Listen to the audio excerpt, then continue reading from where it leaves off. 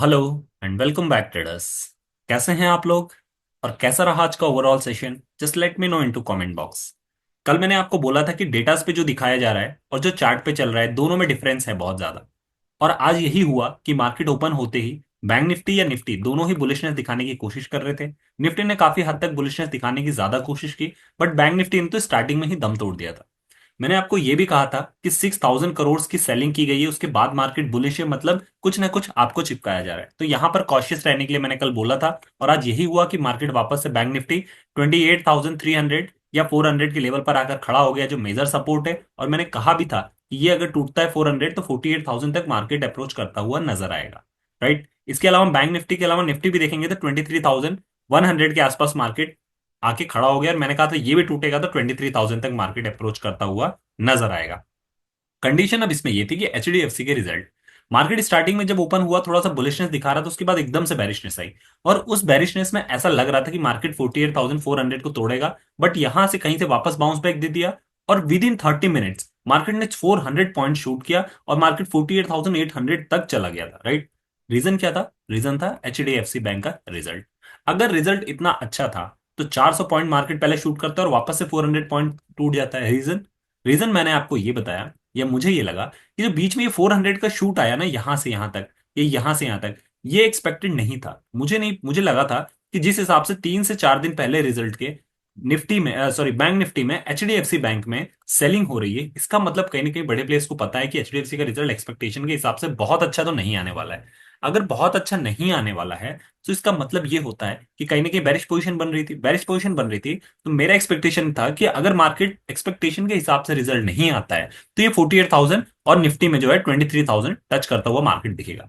But I don't know why कि एकदम से शार्प फॉल आया, राइज आया, उसके बाद एकदम से मार्केट फॉल हो गया और मार्केट वहां पे फ्लैट फ्लैट ओपन हुआ है। इससे ये तो समझ में आ गया कि एचडीएफसी इतना ज्यादा वेटेज रखता है, उसके बाद भी मार्केट कहीं ना कहीं फ्लैट अगर ओपन क्लोज हो रहा है तो इससे ये समझ में आता है कि मार्केट उस फ्लैटनेस को एब्जॉर्ब कर रहा है, उस नेगेटिविटी को एब्जॉर्ब कर रहा है।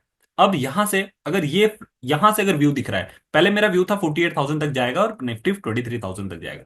अब थोड़ा सा मेरे व्यू में मैं शिफ्ट इसलिए कर रहा हूं क्योंकि अगर एचडीएफसी बैंक के रिजल्ट खराब आने के बाद भी मार्केट इसको एब्जॉर्ब कर ले रहा है, इसका मतलब मार्केट अब नीचे जाने के लिए रेडी नहीं है। लेकिन ऊपर जाने की कोई वजह भी नहीं है। अब जो वजह मिल रही है वो मिल रही है आईसीआईसीआई बैंक की। राइट। आईसीआईसीआई बैंक का जिस हिसाब से हर डिप पे बाय हो रहा है, मुझे ऐसा लगता है कि बड़े प्लेयर्स को एक्सपेक्ट है या उन्हें पता है पहले से कि ये मार्केट में आईसीआईसीआई का जो रिजल्ट आने वाला है वो अच्छा आने वाला है। अगर वो अच्छा आता है तो मार्केट यहां से no doubt 500 to 800 point shoot करेगा। और अगर 500 टू 800 पॉइंट शूट कर देता है तो फिर ये जो शॉर्ट्स बने हुए हैं कंटिन्यू, यहां बने हैं, यहां बने हैं, यहां बने हैं, ये ट्रैप होंगे। क्यों? क्योंकि मार्केट फिर 49,000 टच करके ही मानेगा। 49,000 टच करेगा तो जिन लोगों ने यहाँ पे 48,700 पे बड़ी पोजीशन ये राइट कर रखी है, ये लोग ट्रैप होंगे। राइट। तो ये देखना होगा इंटरेस्टिंग कि कल आईसीआईसीआई का रिजल्ट आने वाला है। अगर ये अच्छा है तो मंडे को आपको एक अच्छी बुलिशनेस देखने को मिलेगी और फिर उस बुलिशनेस को ले जाके वहां पर स्टेगनेट कर दिया जाएगा साइडवेज। और फिर बजट का वेट किया जाएगा, यहां से फिर डिसाइडेड होगा कि बजट में यहां से रैली ऊपर आएगी या नीचे आएगी। सो अगर बजट भी एक्सपेक्टेशन के हिसाब से आता है और आईसीआईसीआई का बैंक भी अच्छा, का रिजल्ट भी अच्छा आता है, तो फिर मार्केट आपको 50,000 यहां पर और 24,000 निफ्टी में जाता हुआ नजर आएगा। सो ये इवेंट्स आपको ध्यान रखना। दूसरी चीज जो मुझे आज समझ में आई ट्रेडिंग के पॉइंट ऑफ व्यू से, वो चीज मैं आपसे डिस्कस करता हूं।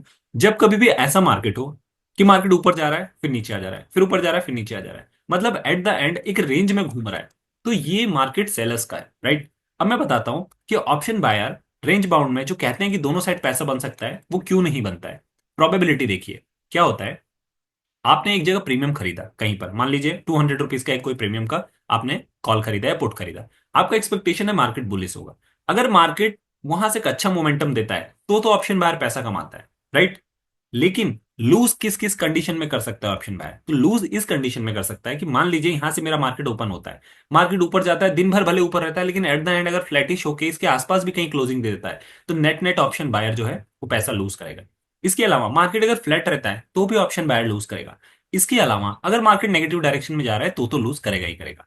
इसका मतलब यह है कि ऑप्शन बायर अगर कंटिन्यू मोमेंटम सस्टेन करता है, ऊपर जाते ही जाता है, तो पैसा कमाता है। अदरवाइज जो प्रोबेबिलिटी है वो 1:3 की है, मतलब 3 बार आप 4 में से 3 बार जो है 1:4 की, मतलब 3 बार आप गलत होंगे ही होंगे। 3/4 आपकी लूजिंग, मतलब 75% प्रोबेबिलिटी है आपके लूज होने की, आपके फेल होने की। राइट। मतलब आप अगर कोई ट्रेड ले रहे हैं एज एन ऑप्शन बायर और मार्केट एक रेंज बाउंड में है, राइट, क्योंकि मार्केट कभी भी कंटिन्यूअसली नहीं जाएगा, मार्केट का नेचर ही ऐसा है, सिस्टम ही ऐसा है कि आपको मोमेंटम मिलने पर ही प्रॉफिट होगा।